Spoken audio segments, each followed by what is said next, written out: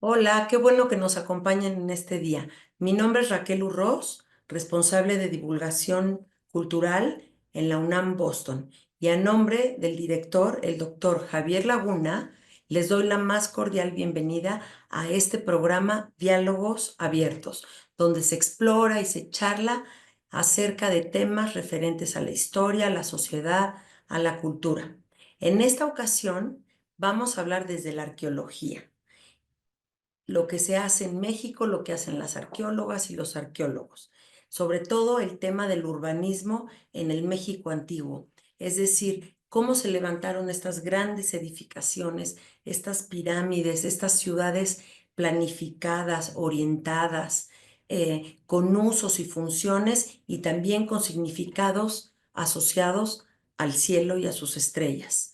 Entonces, para ello, van a referir más bien nuestros invitados tres sitios arqueológicos impresionantes en México. Uno es Teotihuacán, esta gran metrópoli que se desarrolló en el primer milenio de nuestra era y, como todos ustedes saben, se desarrolló en el México central, hoy Estado de México.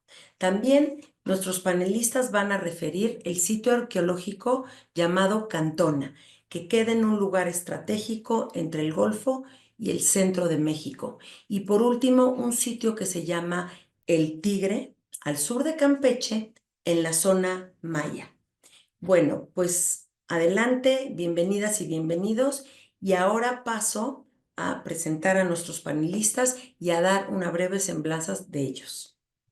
Bueno, primero tenemos a Claudia Servín. Hola Claudia, gracias por Hola, estar acá. hola, buenos días. Muchas gracias. Ella es arqueóloga egresada de la Escuela Nacional de Antropología e Historia. Su maestría es en estudios mesoamericanos por la UNAM. Ella forma parte del proyecto especial Cantona. Su doctorado es en Boston University y allí está trabajando y participa en proyectos de salvamento arqueológico en distintas regiones en México, hace análisis de materiales, maneja el SIG y también trabaja en la restauración del patrimonio arqueológico e histórico de México. Muchas gracias, Claudia. Bueno, nos acompaña también el historiador y arqueólogo y antropólogo Ernesto Vargas Pacheco. Muchas gracias, Ernesto, por estar con nosotros esta mañana. Ernesto es maestro en historia y en historia por la ENA también y es doctor en antropología. Es investigador titular del Instituto de Investigaciones Antropológicas de la UNAM y es miembro del Sistema Nacional de Investigadores. Él ha trabajado la organización político-territorial en la zona maya, ha impartido clases no solamente en México, también en Costa Rica, en Guatemala y en otros países.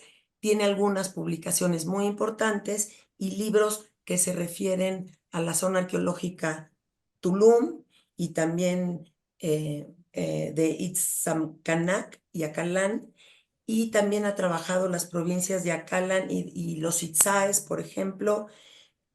Últimamente ha dirigido el proyecto arqueológico del Tigre en Campeche y también trabajó en el sitio arqueológico de Tulum en Quintana Roo. Bienvenido, Ernesto. Pues muchas gracias. Y también les presento a Aarón Uriel González, quien es arqueólogo también por la Escuela Nacional de Antropología e Historia y es especialista en arqueoastronomía. Él ha colaborado con diferentes instituciones en México y también en el extranjero, con el INAH, con la Secretaría de Cultura. Por ejemplo, en el 2022 dirigió el Museo Fuego Nuevo en la Alcaldía Iztapalapa. Y hoy preside la Sociedad Astronómica en Iztapalapa. Bienvenido, Aarón, y gracias por estar aquí. Gracias, saludos a todos.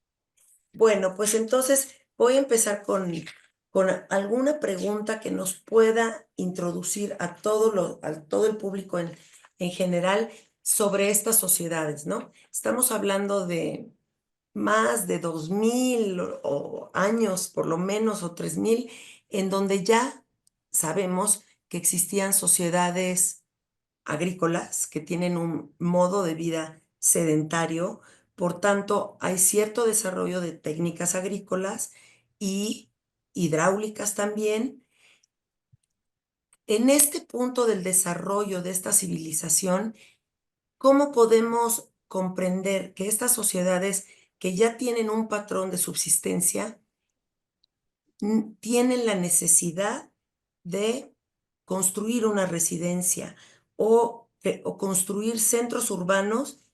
¿Para qué? Para controlar qué, para producir qué, si necesitan explotar otros recursos además de la subsistencia básica, es decir, cuáles son los recursos, cómo es su relación en los distintos espacios para aprovechar al máximo lo que les da el medio circundante. Eh, es una pregunta muy abierta y muy general. Por favor, el que guste comenzar. Bueno, creo que puedo saltar al ruedo. Y Sí. es una pregunta realmente difícil y muy interesante. Yo creo que los arqueólogos llevamos preguntándonos por qué se formaron las ciudades desde hace mucho tiempo.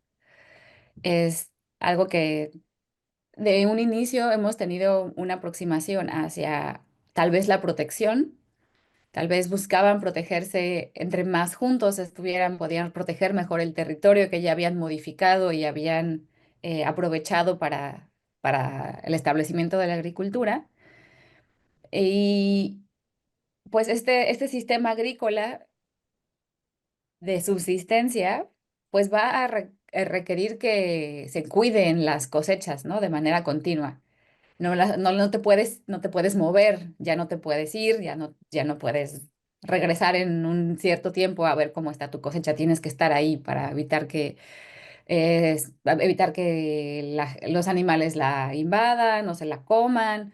Todo ese tipo de modificaciones o de dependencia que la cosecha tiene del ser humano, pues va a hacer que se quede en un territorio, y al estar en un territorio va a necesitar, pues, vivir permanentemente en algún lado, ¿no? Vas a necesitar tu casa. Y en el caso particular de Cantona, lo que nosotros vemos es que eligen un espacio. eh, Cantona tiene un asentamiento arriba de la lava, ¿no? De una lava que ya se petrificó, y entonces los pobladores dicen, vamos a aprovechar los, los, las coladas de lava y dejamos el espacio que no tiene lava para cultivar. Entonces vemos esa relación muy interconectada de lo que ellos deciden hacer, que es poner sus casas en la lava y dejar el espacio donde podían cultivar libre, ¿no?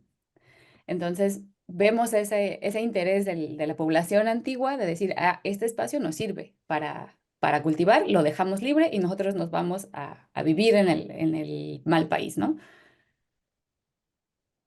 Sí, ese es el caso de Cantona, ¿verdad? Sí, es el caso de Cantona. No Sí, sé. cuéntenos. Perfecto, pues si están de acuerdo, puedo tomar la palabra.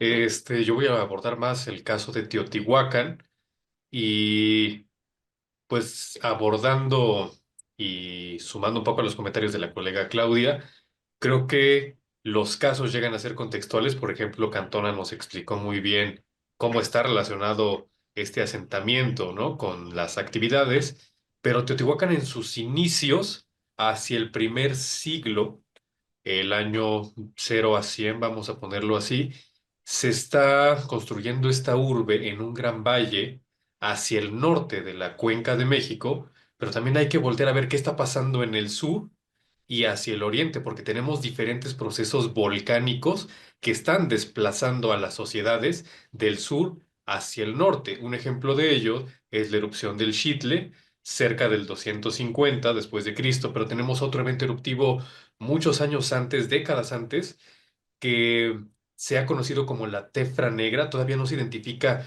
el edificio volcánico que lo provocó, pero que ya está desplazando a las poblaciones de sur a norte, sumado también a la erupción del Popo en la primera mitad del primer siglo, digamos 50 después de Cristo, y todo esto, claro, está afectando también la agricultura, los procesos agrícolas, que es cultivo sobre chinampas, ya que por la salinidad de los cuerpos lacustres, Texcoco, vamos a ponerlo así, Xaltocan, San Cristóbal, Zumpango y la laguna de Citlaltepec, que son mayoritariamente salados, salobres.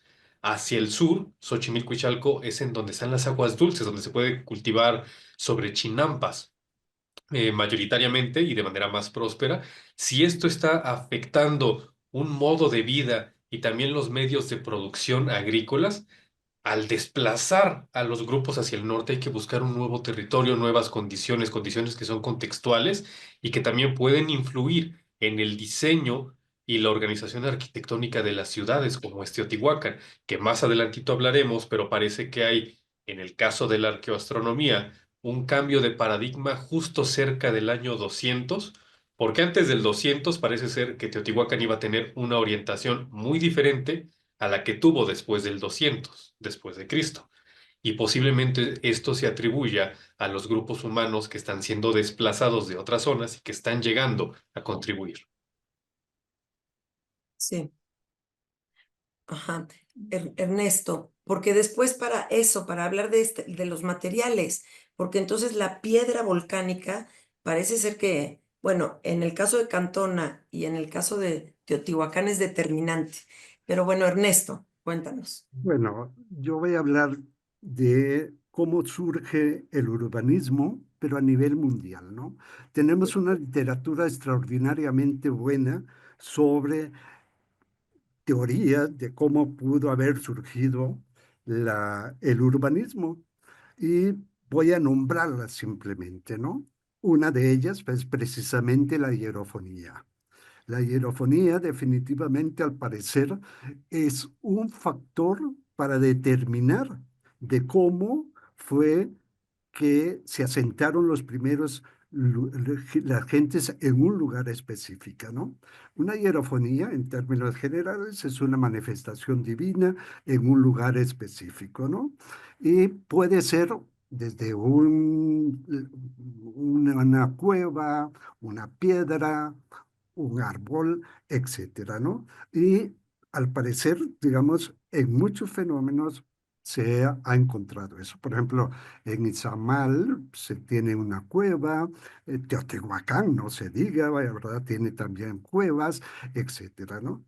Y después, ¿cómo es que los arqueólogos pueden definir que verdaderamente estuvieran este tipo de asentamientos? Y surge una teoría interesante que es el templo. Entonces, si tú encuentras un templo, estoy hablando sobre todo para China, para, ¿cómo se llama?, la India, etcétera, pero también aquí se hizo un estudio en Chiapas, en Chiapa de Corzo, en donde se excavó un palacio que posiblemente pudiera encontrarse con este tipo de teorías el origen del urbanismo. Entonces surge primero el templo. Ya después se da cuenta que no puede ser solamente el templo, sino es el palacio. Y después surge también el palacio, templo, ¿no? Que son también bien interesantes. Ambos son factores que se han trabajado en diferentes partes y ya también se tocó por la profesora Claudia el hecho de las murallas. Las murallas son fundamentales también. Las murallas, al parecer, desde los primeros momentos pudieron haber surgido como lugares de protección en diferentes tipos de lugares, ¿no? En diferentes partes. Entonces, tendríamos que estas son en, templo, en términos generales, cómo surge, pero a nivel general, y que de alguna manera también en Mesoamérica se trataron, ¿no? Hay otro tipo de esquemas, ¿no? Macnish en Tehuacán, ampliamente conocido por todos nosotros, y que él pretendía explicar el surgimiento del urbanismo y entre las civilizaciones a través de encontrar las cerámicas más tempranas. Si se encontraba, dice él, que encontramos una cerámica muy, muy temprana, podríamos decir que ahí es donde se dan los primeros asentamientos, pero no solamente a través de la cerámica, sino también de los primeros asentamientos. Pero todo esto, lógicamente, conlleva toda una serie de problemas de si realmente estamos encontrando ese tipo de hallazgos, ¿no? Y entonces recurre a la agricultura. Entonces, fíjense, es cerámica, asentamientos y agricultura. Pero los tres factores son bastante complicados de encontrarlas. Y entonces utiliza un subterfugio que a mi fase me parece interesante, que es que dice, definitivamente no vamos a poder encontrar la cerámica muy temprana, tampoco tenemos que encontrar los primeros asentamientos, pero si encontramos el origen del maíz, podemos encontrar el origen de la agricultura. Ustedes se acuerdan que el maíz, digamos, es una planta que no crece si no está al amparo del hombre. Entonces, eso es interesante porque decía, ¿quién fue? Una frase que a mí en lo personal me gusta es, ¿quién fue el que domesticó a quién? Realmente fue el maíz el que domesticó al hombre o fue el hombre el que domesticó a la planta. Se puede hablar bastante al respecto, pero simplemente quiero dejar nada más las ideas en generales. Y lo Sí. interesante es que todo esto ha quedado plasmado en el desarrollo de las etapas culturales de algunas regiones. Entre ellas podríamos hablar de Oaxaca, ¿no? Que si vemos las etapas en que desarrollan, de cómo se desarrolló la vida cultural de estos lugares, van a ver que está claramente definida a través de, por ejemplo, la etapa lítica, después de la etapa de aldeas, cómo surgen las aldeas, y posteriormente cómo surgen los centros urbanos y las ciudades estadas. Entonces, con esto simplemente quiero decir cómo se podría pensar cómo pudo haber surgido el urbanismo, ¿no?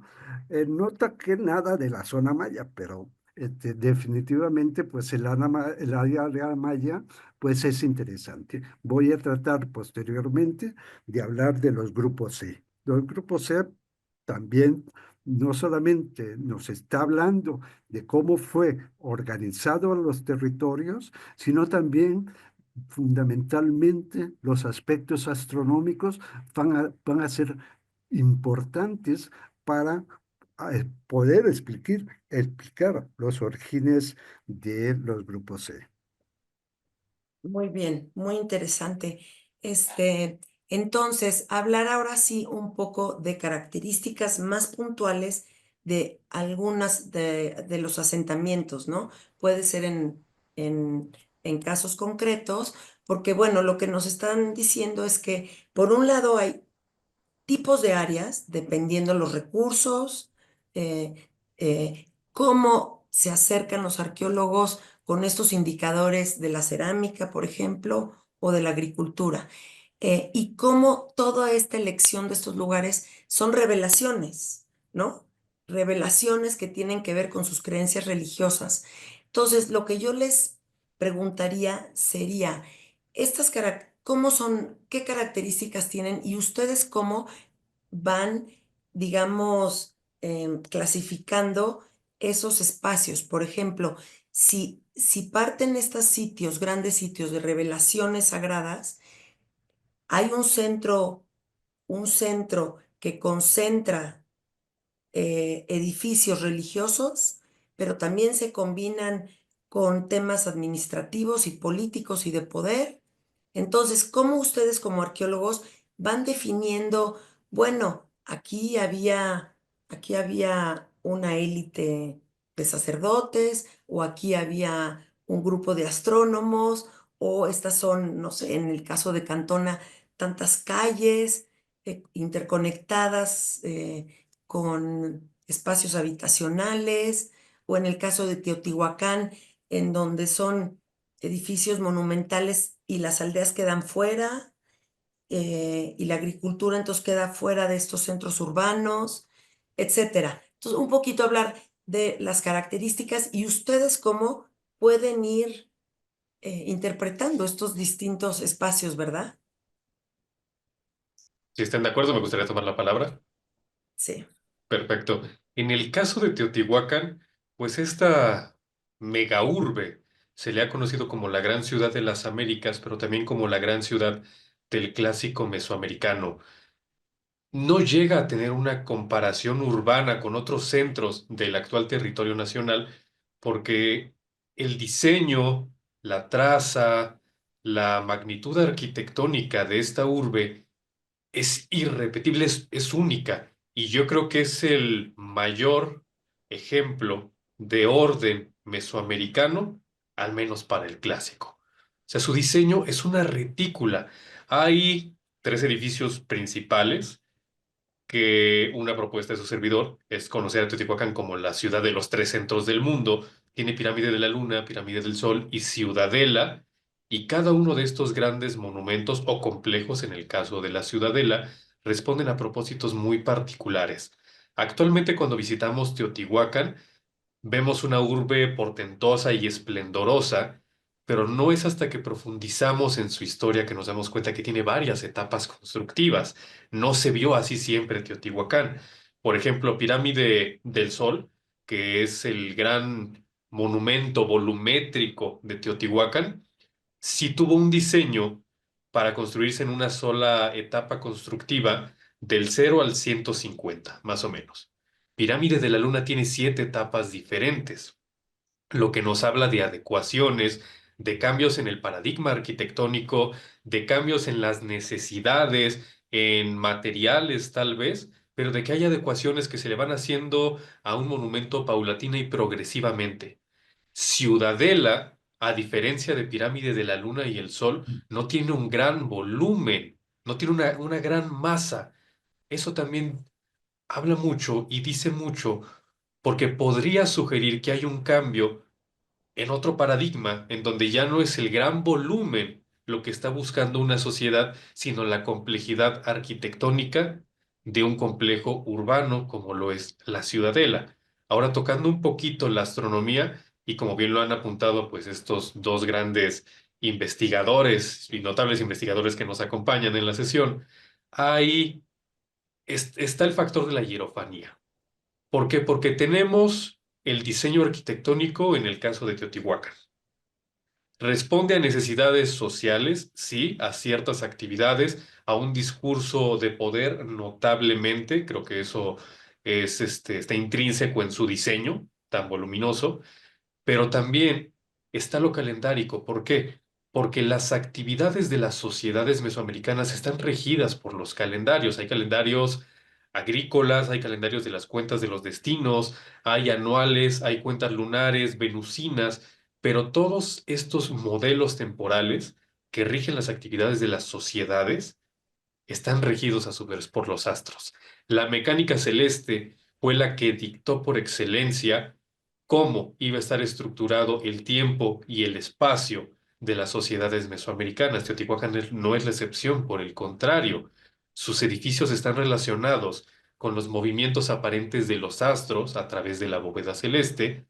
¿Por qué? Porque eran concebidos estos fenómenos como hierofánicos, la manifestación de lo divino en un contexto humano. ¿Y qué hay más divino que los astros y su relación con la arquitectura mesoamericana?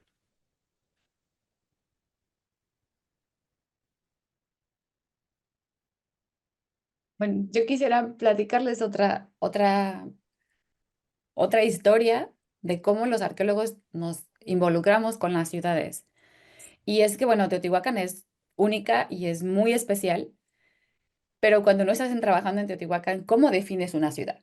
¿No? Entonces, ese es el reto de todos los días de los arqueólogos que estamos trabajando en otras áreas y nos preguntamos cómo funcionaba este sistema, porque al momento de abrir un poquito el análisis, nos damos cuenta que las ciudades no trabajan solas, ¿no? Como estábamos hablando hace ratito, por ejemplo, tenemos el área de Xochimilco, tenemos diferentes áreas que están integradas en un sistema. Para poder hacer eso, los arqueólogos tenemos que estudiar áreas, regiones completas, y eso es muy complejo. Hay que hacer lo que todos los arqueólogos hacemos, es ir y recorrer, es ir y caminar, ir y analizar los sitios que están, bueno, juntos a las ciudades, ¿no? Que no están directamente ahí en la ciudad, sino que son adyacentes a las ciudades. Y nos van a ayudar a entender cómo se relacionaban los grandes centros, las grandes urbes, con sus centros independientes, perdón. Entonces, así nos vamos relacionando los arqueólogos con las ciudades. Primero las identificamos, y definir una ciudad, o sea, los límites de una ciudad es muy complejo también. Tenemos que ver en dónde terminan las grandes concentraciones de viviendas, o dónde empiezan las otras. Eso me podrá corregir Ernesto. Es más complejo en el área maya. En el centro de México, para nosotros, a veces es muy claro el límite. Así, de aquí dejamos de ver casas, y ya hacia allá podemos decir que es un campo abierto. En el área maya es muy complicado. Entonces, cada una de las regiones que estudiamos tiene sus propias complicaciones, y cada una de las ciudades que nosotros estudiamos tiene sus propias características. Entonces, por ejemplo, Cantona está en un ambiente físico muy particular. No hay una fuente de agua cercana, y aún así concentró a una gran cantidad de población. Es una ciudad que no está reticulada, eso es cierto, no tiene una retícula como Teotihuacán, pero tiene una red de caminos que conecta la ciudad al interior y al exterior. Entonces, ahí vamos viendo cómo la población, y podemos ver a la población organizándose, porque tenemos las casas de la gente común. Abajo tenemos un sistema intermedio en unas terrazas, y en la parte de arriba tenemos los centros eh, urbanos religiosos, que se componen de una plaza principal, una pirámide y un juego de pelota. Y de esos tenemos 12, ¿no? Entonces, no es como Teotihuacán, que tiene un centro único, sino que en Cantón hay 12, o 15, o 20, o 27 diferentes. Entonces, son muy particulares los desarrollos, pero están integrados dentro de su sistema. Las ciudades en sí no podrían entenderse sin todo su sistema de alrededor. Bueno, yo voy a pretender buscar las características del urbanismo en Mesoamérica. El urbanismo en Mesoamérica fue altamente sofisticado y estuvo influenciada por factores geográficos, que ya ustedes, cada uno de ustedes lo han nombrado, factores religiosos, políticos y económicos. Las ciudades mesoamericanas no solamente eran centros administrativos y comerciales, sino también lugares con gran carga simbólica y ceremonial. Y puse varias características en Mesoamérica. En primer lugar, que ya todos creo que de alguna manera los hemos nombrado, son la planificación urbana basada en la cosmovisión, ¿no? La cosmovisión, en muchas ciudades se organizaban en torno a ejes cósmicos, reflejando la visión del universo de estas culturas. La orientación de las calles, edificios, solía iniciarse con fenómenos astronómicos como son los solsticios y los equinoccios. Precisamente sobre esto hice una ponencia hace unos días y estaba Iván Sprague y yo sostengo que sí, los equinoccios juegan un papel muy, muy importante, sobre todo en la alineación de determinado tipo lugares como serían los grupos C. Él definitivamente está en desacuerdo con lo que yo sostenía, pero lo interesante es poder hablar, ¿no? También tendríamos los centros ceremoniales y políticos. En el centro de las ciudades había grandes plazas rodeadas de templos, pirámides, palacios y juegos de pelota. Estas áreas servían para hacer rituales religiosos, eventos políticos y actividades económicas. Es decir, que pueden encontrarse diferentes lugares en donde se pueden clasificar este tipo de eventos religiosos. Y después tenemos también las zonas residenciales y de producción, ¿no? Puede aceptarse en dónde están las diferentes élites y sobre todo en los de la producción, ¿no? Entre ellos tendríamos que ver de la producción de la cerámica y los tejidos y otros. Y además, creo que nos faltaba también hablar uno sobre la infraestructura avanzada que tenían estos lugares, ya que la maestra Claudia ya nos habló de las calzadas y caminos, ¿no? En casi todos los lugares estamos encontrando este tipo de caminos que permiten la conexión entre ciudades y regiones facilitando el comercio. Los sistemas hidráulicos también son fundamentales. Entre ellos tenemos los acueductos, cisternas, canales, chinampas, etcétera. Y los mercados organizados, lugares como Tlatelolco en México, pero en la zona maya también tenemos ejemplos muy interesantes sobre el mercado. Entonces, sí, lo que yo quiero decir en términos generales es que es bastante más complejo de lo que es simplemente una organización, ¿no? Entonces, pienso que es bastante más sofisticada, digamos, el entender este tipo de ciudades. Hace muchos años, recuerdo cuando empezaba yo a estudiar la arqueología, se decía que la única ciudad que existía en todo Mesoamérica era Teotihuacán, ¿no? Porque supuestamente tiene el camino, tiene la cuadrícula. Pero yo creo que el problema de esto no es que exista o no la única ciudad, sino es los factores a través de los cuales tratamos de analizar lo que es una ciudad, ¿no? Pienso que se tiene que entrar a la cosmovisión de estos grupos y ver que no se pueden clasificar desde una sola punto de vista, ¿no? Yo no creo realmente que Teotihuacán sea la gran sitio, la gran, ¿cómo se llama?, ciudad de Mesoamérica y de América Latina. Hay muchísimos otros sitios que en cuanto a su tamaño y dentro de su propia concepción van a diferir. Pensemos, por citar alguno, el Mirador, Tikal, Copán, Cobá, etcétera, tiene más de 80 kilómetros cuadrados de ocupación, mientras que en su máximo esplendor de Teotihuacán tenía 23, etcétera, ¿no? 23 kilómetros cuadrados. Entonces, yo creo que sí se puede no generalizar tantísimo como la gran capital o no hay duda que sí fue de gran importancia, sus influencias llegaron, pero si también vemos la zona maya y vemos también a Monte Albán, pues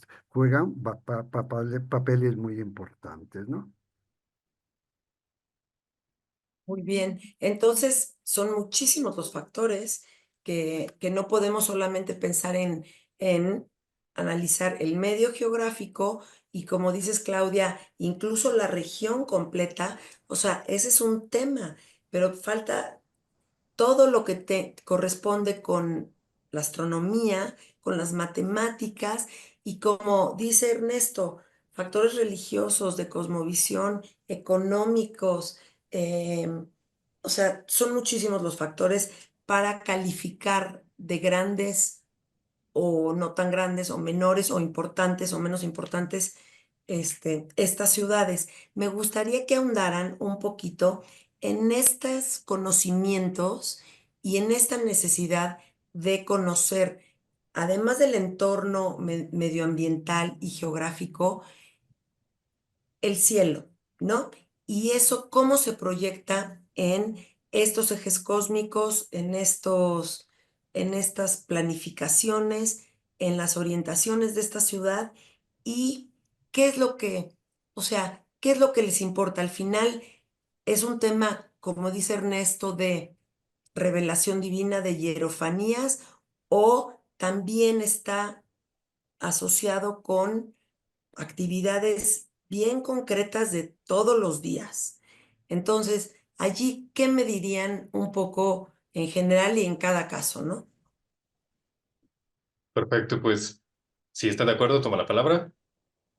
El cielo es un gran mecanismo que tiene ciclos y esto fue bien sabido y aprovechado por nuestros antepasados para desarrollar cuentas del tiempo, porque lo primero en saber es cómo estructuraron ellos su tiempo para poder entender cómo estructuraron su realidad. Las actividades agrícolas fueron fundamentales, tenían sistemas agrícolas de temporal en terrazas o en tierra firme, pero también en chinampas. Sin embargo, pues en el caso de Cuenca de México, centro de México, no todos los cuerpos lacustres permiten el cultivo de chinampas con mayor facilidad. Estos calendarios permitían predecir temporadas de lluvias, temporales de secas, todo a través del movimiento del Sol, movimiento aparente sobre el horizonte. Este movimiento dura 365 días, tarda 365 días aproximadamente en regresar el Sol para salir o ocultarse por el mismo punto. Y esta es una respuesta al público porque muchas veces se pregunta, bueno, ¿cómo diferentes culturas a lo largo de Mesoamérica o del mundo utilizaban calendarios solares y la mayoría o gran parte de ellos duraban 365 días? Sencillo, porque todos estamos bajo el mismo cielo y seguimos al mismo sol, que tiene una dinámica muy similar al menos entre los trópicos, y por eso también el calendario prehispánico de las veintenas, conocido como Sempogualapoguali para el posclásico, y en náhuatl, duraba 365 días, 360 naturales constituidos en cuentas de veintenas, 18 veintenas, 18 por 20, 360, más 5 días aciagos, que son los nemontemis, conocidos así porque ya no entran dentro de este orden cíclico, armónico, de enteros, de grupos enteros en 20, sino que son un fragmento, y por eso se conocen como aciagos, pero cada 4 años las fuentes históricas apuntan que se añadía un Nemontemi extra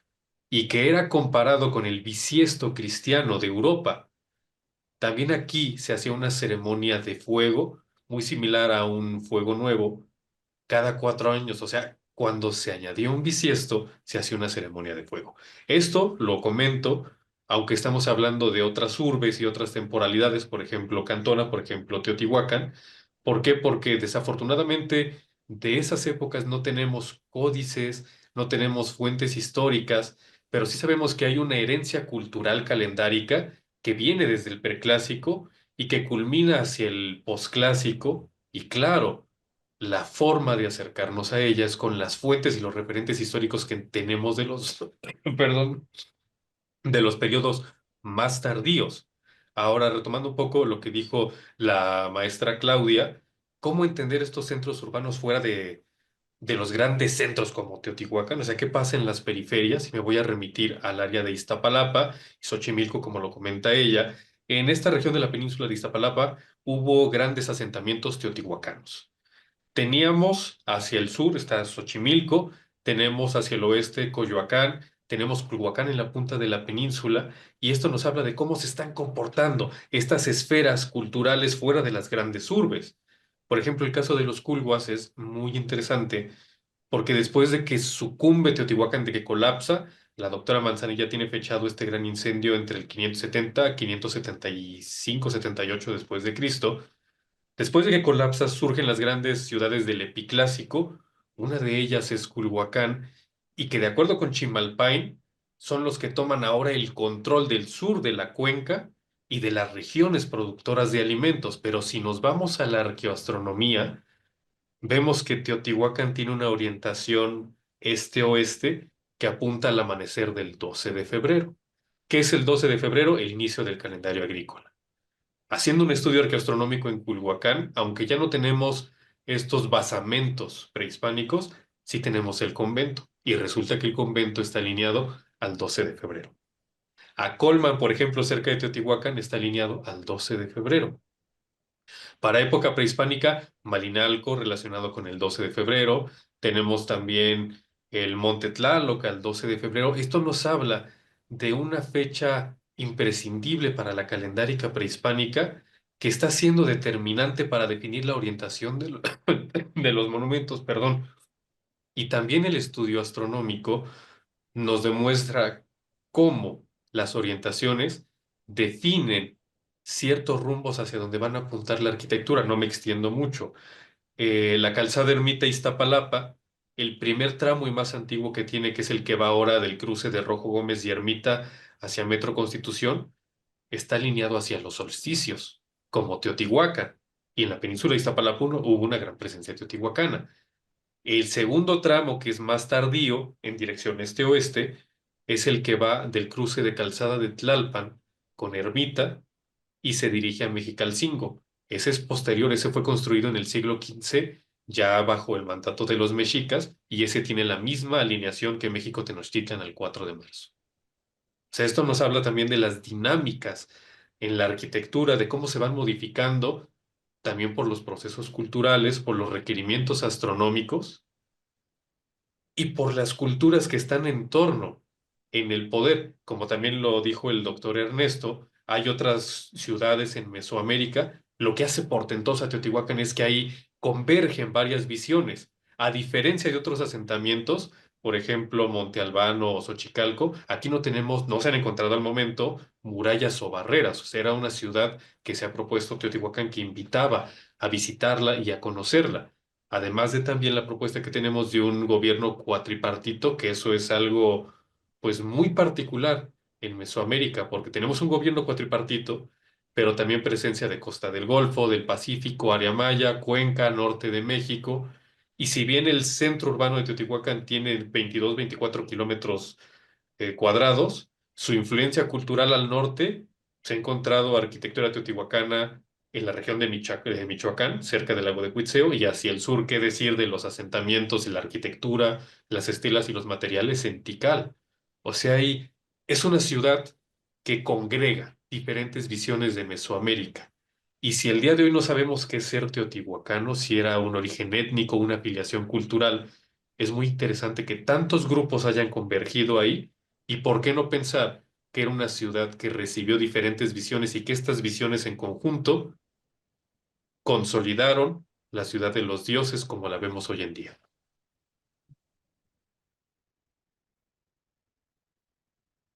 Claudia, cuéntanos. Bueno, a mí me gustaría tratar, realmente en Cantona hay un par de estudios de arqueoastronomía y funcionan más o menos bajo la misma lógica, en donde las sociedades agrícolas necesitan medir los tiempos para las cosechas, porque en la época prehispánica existían dos tiempos, la época de lluvias y la época de secas. No hay esta idea de otras más estaciones, solo hay tiempo de lluvias y tiempo de secas, tiempo de cosecha, tiempo de recolectar la cosecha.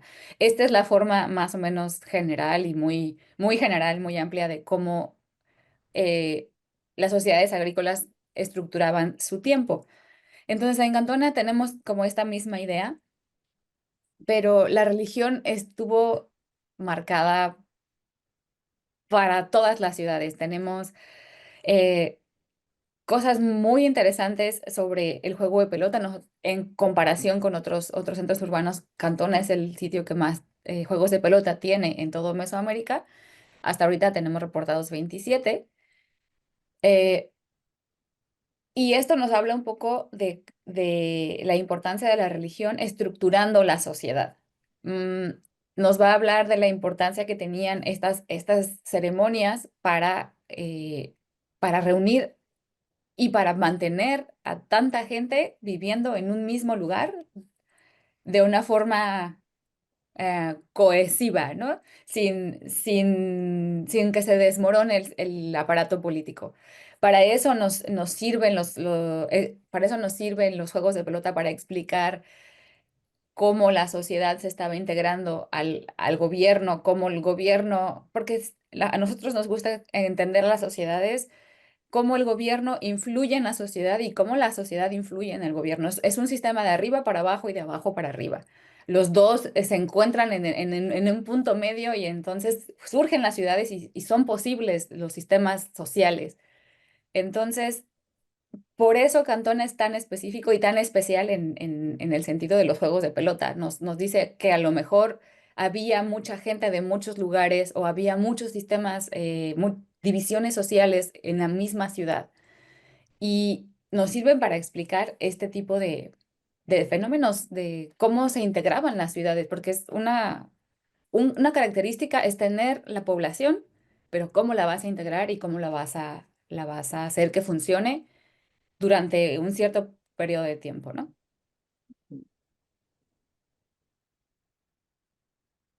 Bueno, me parece realmente interesante lo que nos está proponiendo Claudia.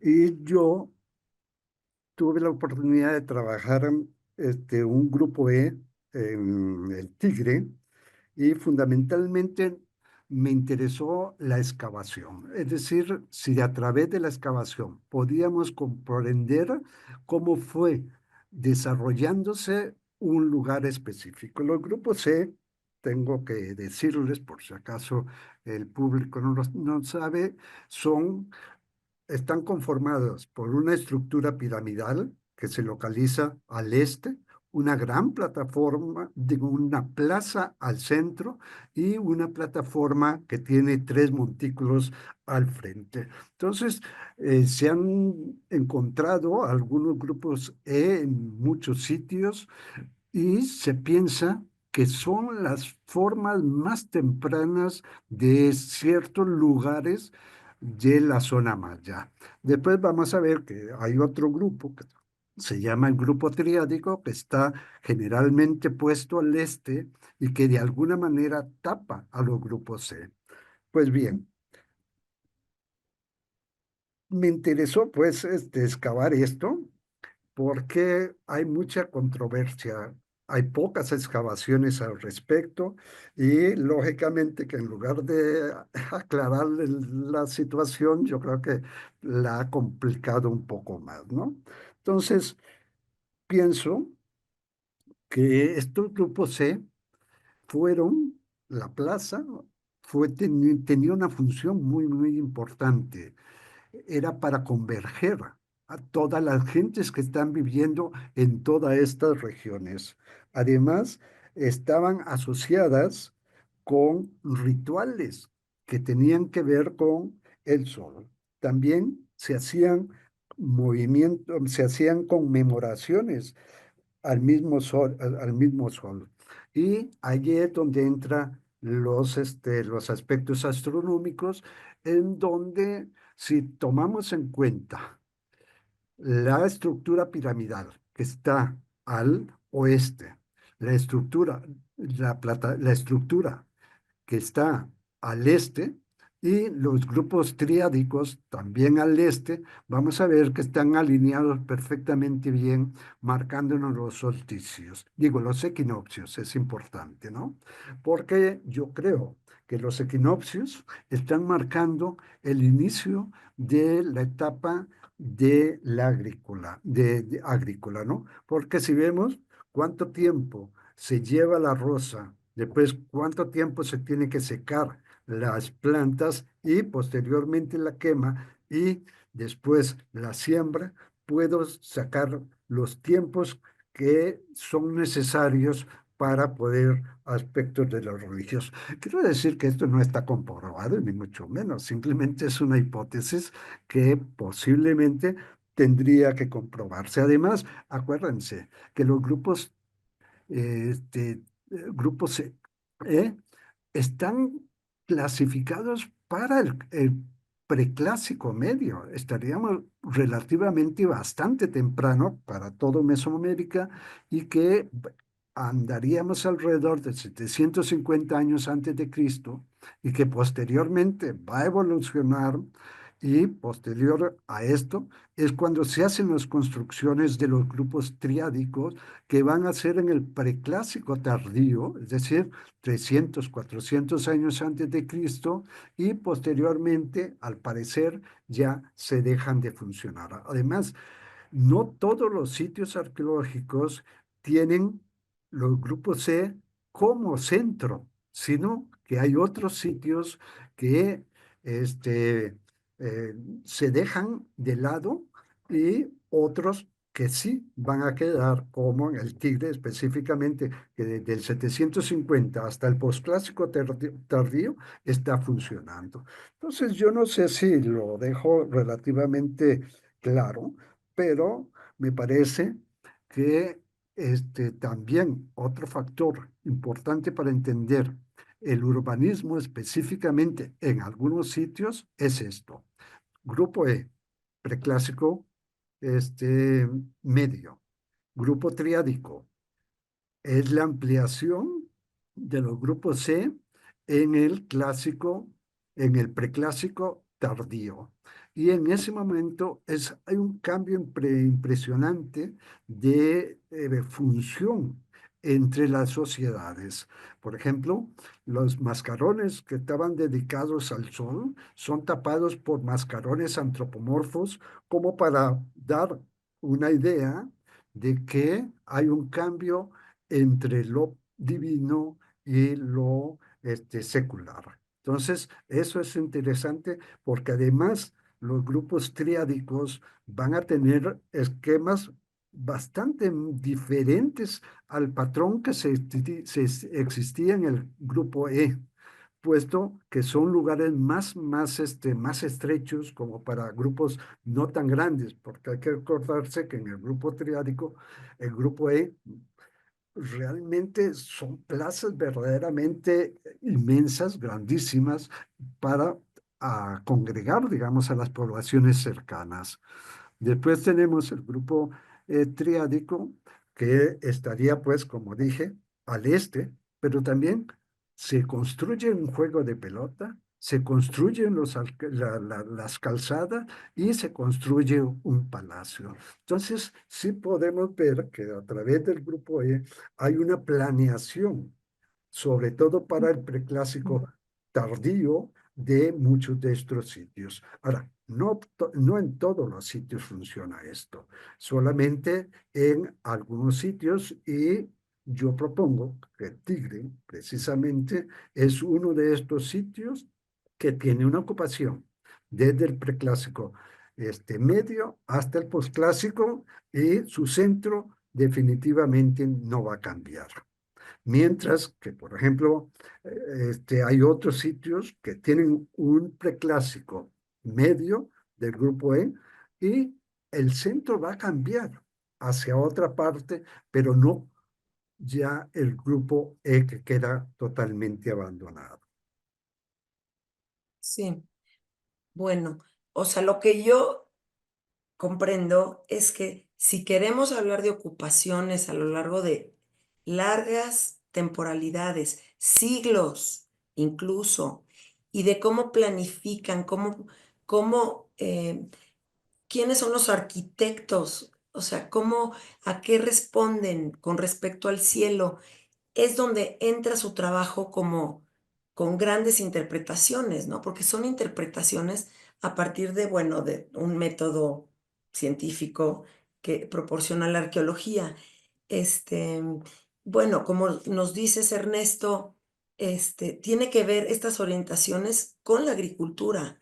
La planeación de estos edificios apuntan a los equinoccios a veces o no, pero que tiene que ver con los tiempos anuales. Como nos dices, Aarón, las etapas constructivas, o sea, las cosas no solo son una vez y ya, ¿no? A veces continúan a lo largo de los siglos y a veces se modifican, crecen o no crecen o se cubren, etcétera.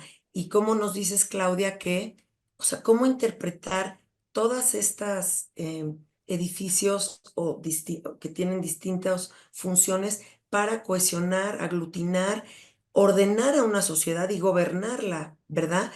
Entonces son distintas interpretaciones y yo quisiera cerrar preguntándoles algo que sea muy apasionante como arqueólogos, concretamente en sus sitios. Es decir, algo que les haya ocurrido, o sea, algo que sea único entre ustedes como arqueóloga o arqueólogo con el Tigre, con Cantona o con Teotihuacán, algo único, porque, bueno, son espacios únicos, ¿no? Uno está lleno de cerros, otro tiene selva, otro tiene derrames de lava, etcétera. Pero, o sea, ¿cómo se da esta relación ahora sí como más subjetiva o pasional, digamos, entre ustedes y su lugar de estudio? No sé, algo así y una reflexión que ustedes quisieran agregar. Ay, Bueno, ¿puedo, pues, puedo Claudia, no, empezar? sí, Claudia, adelante, adelante. Voy a Cuéntame. empezar, voy a empezar solo porque Cantona es tiene muchas cosas especiales, Sí. pero creo que es una experiencia completamente personal de la primera vez que yo fui a Cantona, caminando, literalmente caminando por las calles antiguas de la ciudad, puedes ingresar por las escaleras y llegar a una unidad habitacional. Esa forma de transicionar de un espacio digamos, público, que es una calle, para meterte a una casa y bajar unas escaleras y ver una unidad habitacional, para mí fue como muy especial porque tienes la posibilidad de, pues, meterte a una casa antigua. Es muy bonito. Además, ves cómo está preparado el piso, tiene como un enlajado y entonces después tienes la plataforma donde pudo hacer una unidad habitacional, donde pudo vivir una familia, lo que sea. Es esa transición que en forma subjetiva no tiene nada que ver, es muy sutil de la calle. Te metes a una casita, es muy padre para mí. Y después tienes el centro ceremonial arriba. eh, Candona además tiene dos picos, dos conos volcánicos que son muy importantes, el Cerro de las Águilas y el Picacho, y los dos son referentes en el paisaje y entonces desde ese mismo punto también logras ver el pico de Orizaba y si tienes un día muy claro puedes ver la Malinche, entonces también son referencias en el paisaje, pero para mí esa transición a partir de lo que te permite hacer las calles de la ciudad es única. Ya. Sí, Bueno, si les parece bien, voy. sí. Ok, cierro con una reflexión. La arquitectura prehispánica requiere un gran recurso de materiales, sí, pero también un gran esfuerzo humano. Eso nos lleva a pensar que tales monumentos como Pirámide del Sol, de la Luna y Ciudadela, si requieren un esfuerzo tan grande, sería lógico que tuvieran también una planificación muy detallada y muy delicada. La arqueoastronomía de la ciudad de los dioses ha develado que tienen diferentes orientaciones astronómicas cada uno de estos monumentos. El sol en el horizonte es como un péndulo que va y viene, y lo que hicieron los teotihuacanos fue identificar en qué puntos del paisaje salía o se ocultaba el sol para marcar fechas portentosas en su calendárica como el 12 de febrero, que es la gran alineación general de Teotihuacán. Esta fecha, si lo comparamos con el tiempo de ahora, tiene 2000 años de antigüedad que se eligió, al menos. Y vemos cómo ha sobrevivido como una tradición astronómica en sitios del epiclásico, en sitios del posclásico, pero también que la herencia y la memoria histórica astronómica prehispánica fue tan portentosa que sobrevivió y determinó los templos cristianos del virreinato, como Culhuacán y como Acolman. Y tenemos que sentirnos orgullosos de eso. ¿Por qué? Porque si miramos a Teotihuacán, que tiene, vamos a decirlo así, 2000 años de antigüedad, de 2000 a 1800 años de antigüedad, algunos de sus edificios, estos fenómenos astronómicos son tan eficientes que siguen siendo vigentes hasta nuestros días. Pirámide de la Luna, los estudios arrojan que es totalmente solar. Pirámide del Sol es lunisolar, pero Ciudadela es lunar, solar y venusina. 3 edificios con diferentes temporalidades que también nos hablan de cambios en los paradigmas astronómicos y de cómo hay grupos de todo Mesoamérica que convergen aquí. Imagínense ustedes que esos grupos en conjunto hayan llegado a un consenso y decir, estas van a ser las orientaciones de Teotihuacán y que posteriormente se heredarían a los sitios posteriores, de épocas posteriores, y de ahí sobrevivir las alineaciones astronómicas como una tradición desde Teotihuacán como el gran ejemplo hacia Mesoamérica. Bueno, yo realmente tengo ya muchos años trabajando el Tigre y nunca creí también que podía encontrar ese tipo de fenómenos que nos estás diciendo, ¿no? Excavando, pude, sin buscarlo, se encontró una estela en la parte superior, al frente un altar circular. Después, exactamente el centro de la plaza, otro gran altar y vamos a decir, estela frente a a la plataforma triádica. Pasando al otro lado, se encontraron también 3. Yo dije, bueno, es una coincidencia, pero después utilizando LiDAR y utilizando, digamos, un dron, localicé exactamente sus orientaciones y coinciden precisamente con el equinoccio. Yo tal vez no me meto con demasiadas cosas de astronomía. Lo único que me interesaba de alguna manera es ver que estos edificios sí tenían este tipo de alineación con respecto a los equinoccios. Y para mí fue verdaderamente interesante. Estar todo el año allá y me acuerdo como experiencia que les dije a mis trabajadores, el 21 de marzo va a ponerse el sol exactamente acá. Y fuimos muchos gentes temprano para ver si verdaderamente el sol se escondía en esa parte, ¿no?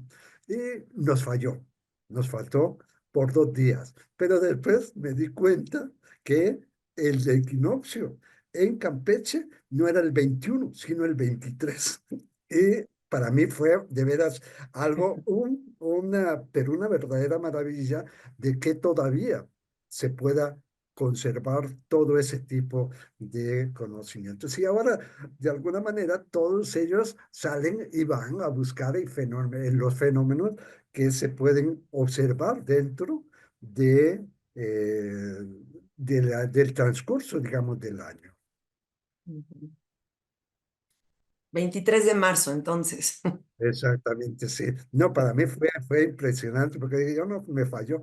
Y no, yo seguí viéndolo el 21, 22 y 23. Y el 23, y era lo que yo le decía como a Johann Sprague, en el sentido de que no, yo no dudo de los cálculos hechos con equipos específicos de este tipo de mediciones, pero tampoco me pueden poner en duda de que yo estuve en ese lugar y que yo observé todo eso. Lógicamente, puse un teodolito, puse un dron, pero me quería de buscar, era la experiencia personal de ver cómo un astrónomo maya pudo haber observado este tipo de fenómenos. Sí, sí. Sí, claro. Bueno, eso es lo que quería, ¿no? Que nos compartieran experiencias directas, ¿no? De lo que ustedes observan, interpretan en estos sitios tan preciosos y maravillosos y únicos. Únicos pero dentro también de toda una civilización. Bueno, pues yo les agradezco muchísimo por haber estado aquí. Para mí es un placer haber reunido a 3 arqueólogos, arqueólogas. Eh, Estoy muy contenta, creo que salió muy bonito. Les agradezco muchísimo a nuestros panelistas y a los que nos han seguido en esta sesión y nos vemos hasta la próxima. Muchas gracias.